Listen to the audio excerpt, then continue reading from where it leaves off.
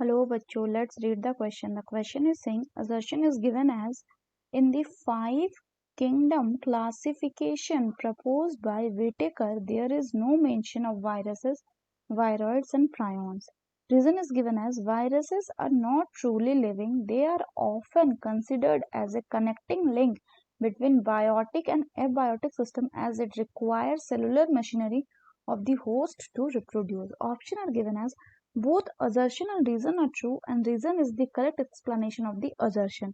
दूसरा है both assertion and reason are true but reason is not the correct explanation of the assertion. And third one is assertion is true but the reason is false. Fourth one is assertion is false but the reason is true. तो आइए देखते हैं हम इसका की concept.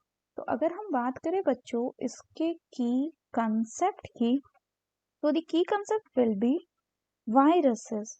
तो अगर हम बात करें बच्चों वायरसेस की, तो वायरस का जो लिटरल मीनिंग होता है इट मीन्स वेनम और पॉइजनस फ्लूइड. अगर हम फर्दर बात करें बच्चों तो वायरसेस क्या होते हैं, ये होते हैं आपके न्यूक्लियो प्रोटीन स्ट्रक्चर्स. तो इनके पास क्या प्रेजेंट होता है, इनके पास प्रेजेंट होता है एक प्रोटीन कोट जिसको कहा जाता है capsid which is made up of capsomeres. और इनके पास प्रेजेंट होता है जेनेटिक मटेरियल जो कि होता है आपका डीएनए या आरएनए. और ये जो जेनेटिक मटेरियल है यही होस्ट के अंदर में जाकर होस्ट के जेनेटिक मटेरियल के साथ इनकॉर्पोरेट होकर होस्ट के बॉडी का मशीनरी यूज करके रेप्लिकेशन, वायरल रेप्लिकेशन में हेल्प करता है. फर्दर अगर हम बात करें तो वायरसेस जो हैं बच्चों इनको कोई प्लेस नहीं दिया गया. They found no place in classification. ऐसा इसलिए क्योंकि दे आर नॉट